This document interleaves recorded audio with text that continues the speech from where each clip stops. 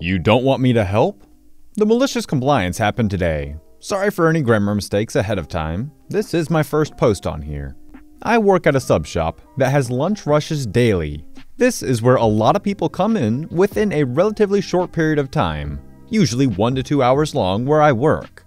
Our shop usually requires about 4 workers or more to cover a lunch shift effectively without making customers wait for long. The first person I'd like to introduce is my general manager, who started after I was hired. He feels like he knows everything, and everything coming out of his mouth is the law. He often makes mistakes and blames them on other people.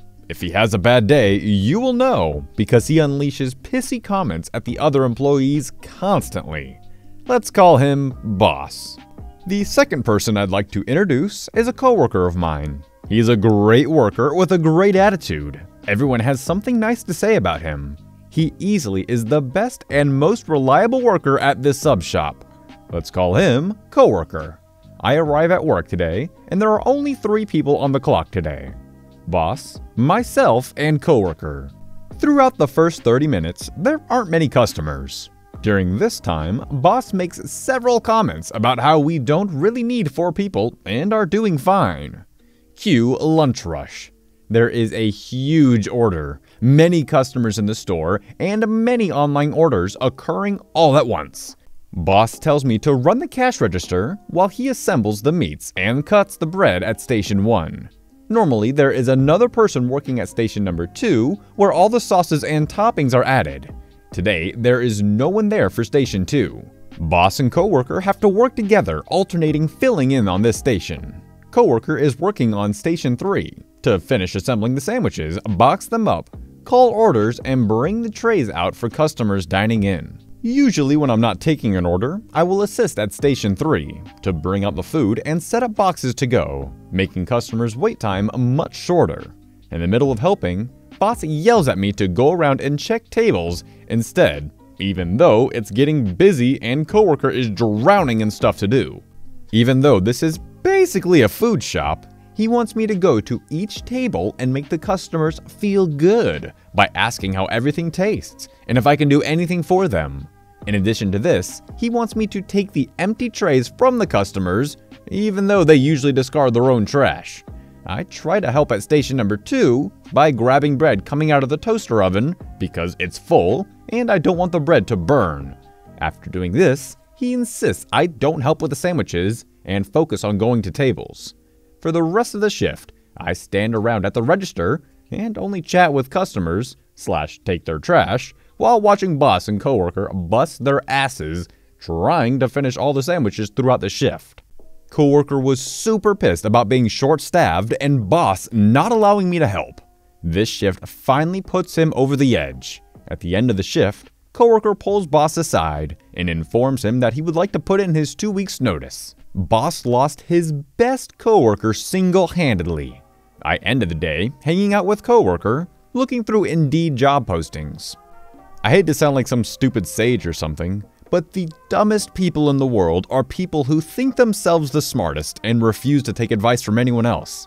And although we're not told exactly how long the boss has worked there, it can be assumed that he hasn't been there for 10-20 years, so likely he's not the master of all sub sandwiches.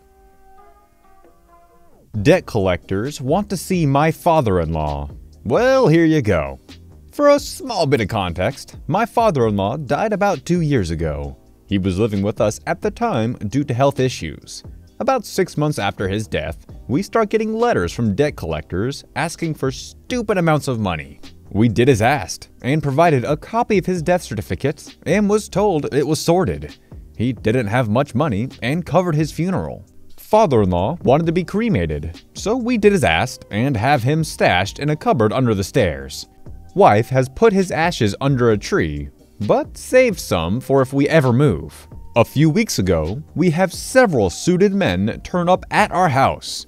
I go out to the back door and walk to the front of our house, Smallhold Farm. I ask the men what they're doing on my property, and they say they're here to collect an outstanding debt. I ask to see their paperwork. Only debt we have is mortgage, which we paid on time without fail. As I am looking over the paperwork, they're looking over at my car. work equipment, etc., looking like they've hit a jackpot.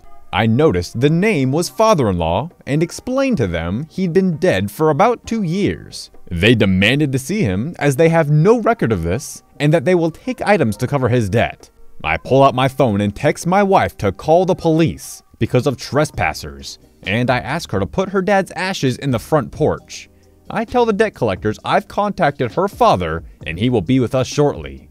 And until he is there, they have to walk off my property as I'm the homeowner. I had to show them my ID to prove I wasn't the man they were looking for. Once the police turned up, they all drove back onto my property, and I fetched the box of ashes. The debt collectors asked again if they could speak to father-in-law, so I handed them the bag of ashes, which had a label that reads, "The remains of father-in-law," and the date. I looked the main debt collector in the face and said, "I told you he was dead several times and you still asked to see him. Hope you guys have a good chat and are able to sort out this mess. Oh, and while you're speaking to him, can you ask him where he left my spare workshop key?" I turned to the police and explained how I've asked them to get off my property several times and they refused because they needed to see my father-in-law. They handed back the ashes and are getting ready to leave. I looked at the police officer and he bursts out laughing. And the officer asks if they will be coming back or are they satisfied with this evidence. They claim to be happy with it. I have now added a lock to my main gate and an intercom. This morning, I get a buzz just as I'm getting set up for the morning's work. Same debt collector company wanting again to see my father-in-law. I grab the box of ashes and copies of the death certificate and head down to the main gate. 2 suited gentlemen and a very large van blocking my gate. I've driven down in my van and get out box and papers in hand. I again explain that he is dead. I show his death certificate and they ask to speak to him. So I hand over the box and ask for their head office phone number. I stand in front of them calling their boss and explain that I've shown them the death certificate and his ashes. How do they expect him to pay his debts now he's dead? They have assured me that they will not be returning. Maybe it's just me being morbid, but I thought for sure that either OP or the debt collectors were going to jokingly talk to the ashes. Did he just walk away from me? This particular bit of malicious compliance was a team effort of my boss and I's on Monday. I work at one of the nicest business class hotels in my town, which houses the central office of a major international insurance agency. We get a lot of business travelers, most of which have the decency to book in advance and maintain manners at the check-in desk, even if issues do happen to occur, and over 97% of them know better than to use a third party. Not my Monday muse. This guy was special. So special, in fact, he felt we should stop cleaning a room for guests that had reservations months ago to clean his room that he booked 20 minutes ago on Smuckline. The check-in line went a bit like this: S, self, MM, Monday muse, and B, my boss. MM, I would like to check in, please. S, I see here we have you for 1 night in a 2-queen bed. MM, yes, that's correct. S, I see here that unfortunately we do not have a room ready for you at this moment. Housekeeping is still here and working hard. We will have something for you in a couple minutes. Cue the huff puff outrage. MM, well, the website says check-in is at 3 p.m. It was 4:45 after the sellout weekend. So I want my room now. I have work to do still today. S, I'm very sorry for your inconvenience, but seeing how this room was booked less than 20 minutes ago, I cannot take a room from an arrival that is ready, as my other guests have booked their rooms far in advance. Some of them even prepaid months ago. MM, why is that my problem? My email from Smuckline said 3 p.m. is check-in time. S, well, it is, sir. However, you booked your room at 4:30. So how could we have it ready at 3 p.m. if we did not know you were going to come until 4:30 p.m.? The look on this guy's face was priceless. At this point, my boss had walked over to observe as we had a lot of guests coming in. The guy was getting heated. MM, can you help me, cause this girl is refusing to give me my room? B. Yes, sir. Just let me take a look. He steps to my computer and proceeds to look busy and thoughtful. But from my side, I could see he was doing nothing. Well, sir, unfortunately, she is accurate that there is nothing available at the moment, and walks away to check ready rooms for guests. Right in the face. Did he just walk away from me? S. I am sorry about that, sir. He has a lot to do at the moment. You can take a seat and wait, as we should have something ready soon. Or we'll allow you to cancel at no charge. Gathers his stuff to wait. This is nonsense. What's his name and yours? And who is your manager? S. My name and boss's name, who is the manager. So, Mr. Monday sat down and waited. And waited. And waited. You see, the thing about hotels is, I don't have to go above and beyond to help you. I just have to do my job and offer as excellent an attitude as I can. I do not have to keep a list of running places the guests love and hate for referrals on everything from food to barbershops.